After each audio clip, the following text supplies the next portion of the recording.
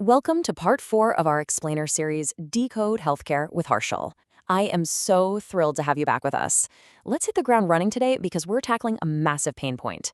We are talking about the exact mathematical mistakes in wound care that are literally triggering massive payer recoupments. So, are math mistakes triggering your payer recoupments? It's a brutal reality for a lot of practices right now.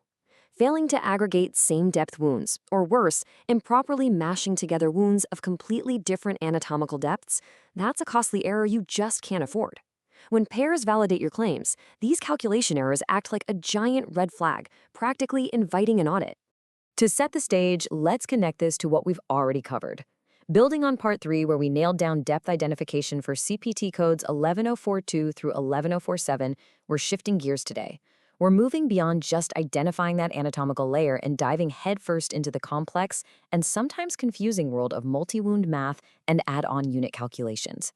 Here is our clinical roadmap for today's explainer. 1. The core aggregation rule. 2. The add-on math breakdown. 3. Multi-depth boundaries. 4. Coding drills. And 5. Our 3 golden rules. Section 1. The core aggregation rule. Summing same-depth wounds. Okay, so for wounds debrided to the exact same tissue depth, you've got to follow this simple 3-step process. Step 1, check the depth. If they are identical across the board, move to step 2 and calculate the total combined surface area for all those wounds treated during the session.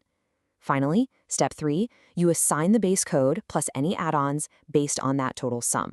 You are not billing separate primary base codes for every individual wound. Section 2, the add-on math breakdown. Successive increments. Getting this calculation right is exactly where you protect your practice's revenue. The magic number you need to remember is 20. Once you shift into surgical debridement, add-on codes like 11045 for subcutaneous tissue are reported per depth tier in successive 20 square centimeter increments, or, and this is crucial, any part thereof. What does part thereof actually mean? Well, it means the primary base code, for example, 1142, strictly covers the first 1 to 20 square centimeters of your aggregated area.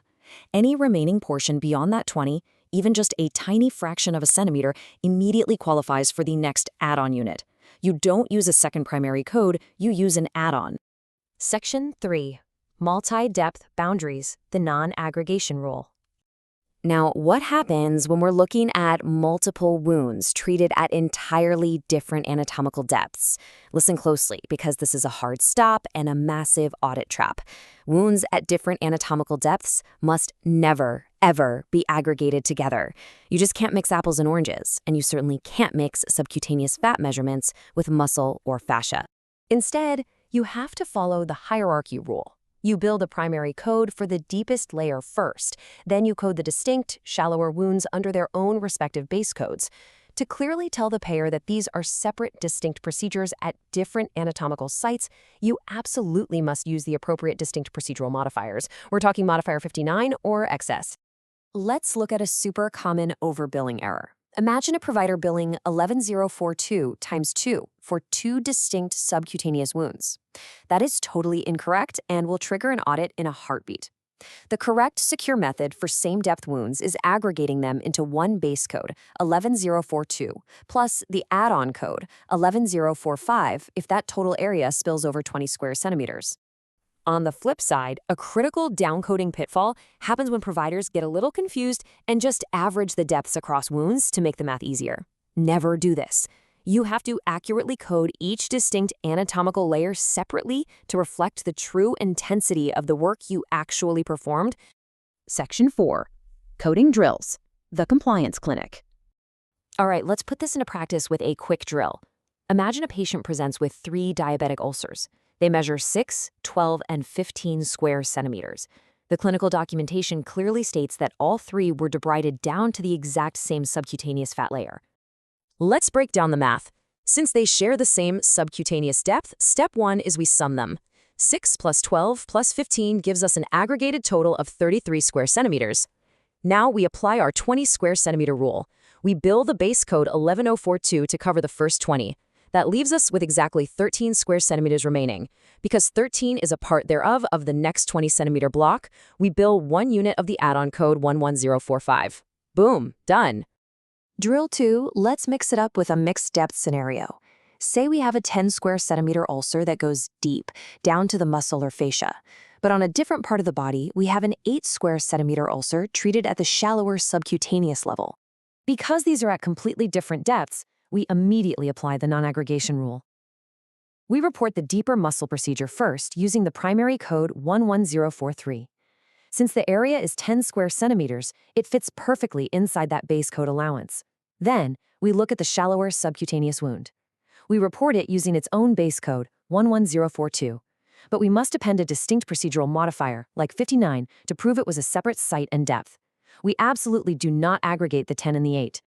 Section 5. 3 Golden Rules. Securing Multi-Wound Math. If you take nothing else away from today, burn these 3 rules into your memory as your ultimate defense.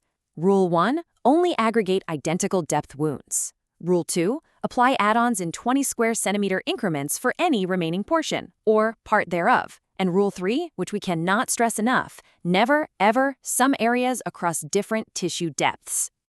And this perfectly leads us into our broader philosophy here. Coding isn't just about mechanically picking the right CPT or doing the math perfectly. Moving into 2026, it is entirely about proving clinical necessity. You've got to demonstrate documented improvement and tell the whole clinical story, from the wound status to the procedure, right down to the outcome. That wraps up our compliance clinic drill for today. Remember, your coding teams are your frontline gatekeepers, and mastering this math is their absolute best defense. Thank you so much for joining Decode Healthcare with Harshal.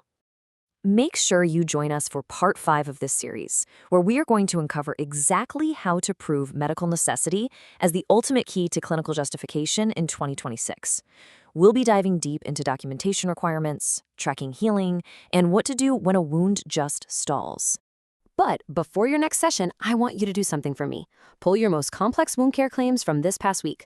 Look at the math, double-check those modifiers, and really ask yourself, are my calculations truly audit-proof? Thanks for learning with us, and I'll see you in part 5.